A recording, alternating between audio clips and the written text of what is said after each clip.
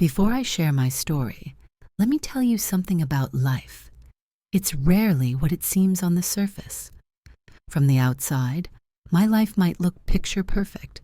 A devoted wife, a hard-working husband, 2 beautiful daughters, and a cozy home.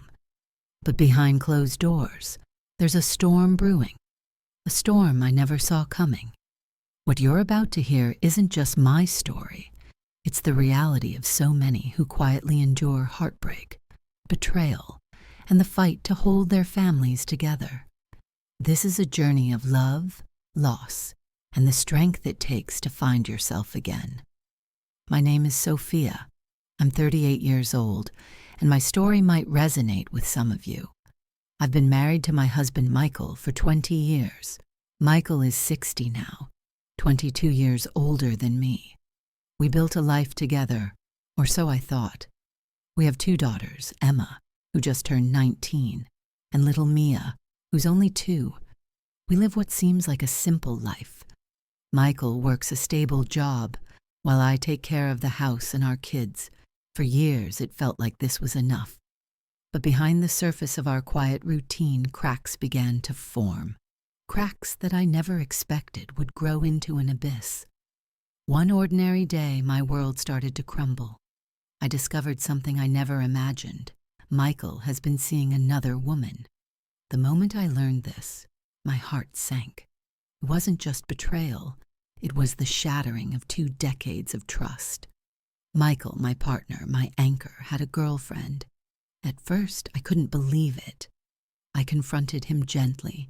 Michael, is there something you're not telling me? Do you have someone else in your life? His response shook me. He snapped back. You're overthinking. Stop creating problems where there aren't any. But his anger only confirmed my fears. I knew he was hiding something. I couldn't let it go. One night, when Michael was asleep, I gathered my courage and looked through his phone. That's when I found the truth staring back at me. Calls, messages, and a name I didn't recognize.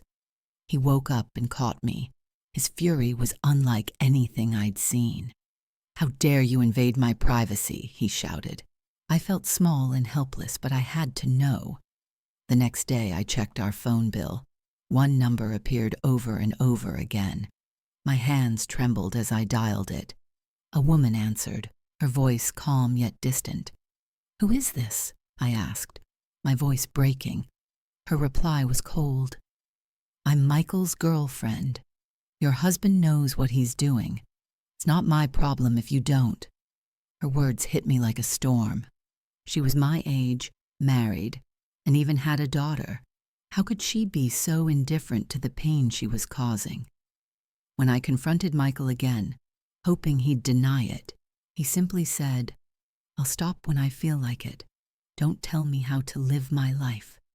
This wasn't the first time he'd betrayed me.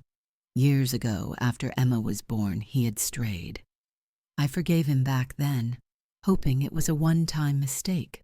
But now, with Mia so young and our lives so intertwined, it was happening all over again.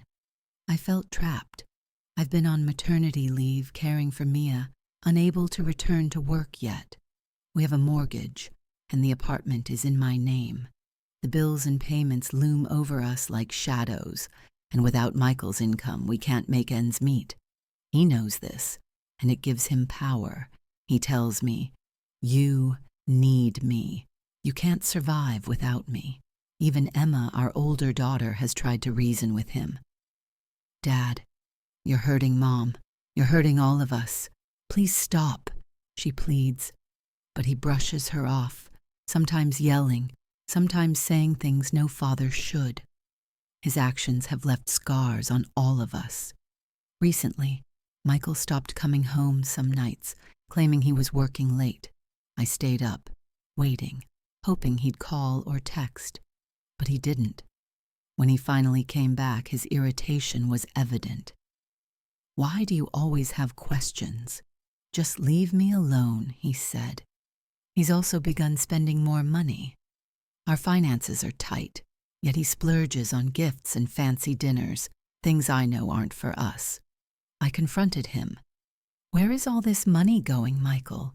We have responsibilities." He dismissed me with a wave. "I'll handle it. Don't bother me about this." The stress has taken a toll on me.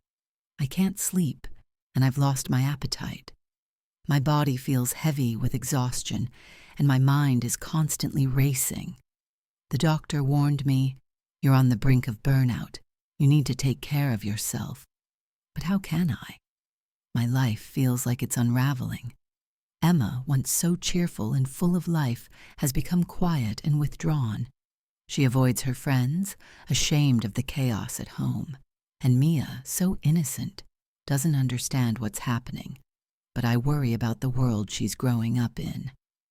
What kind of example is Michael setting for our daughters?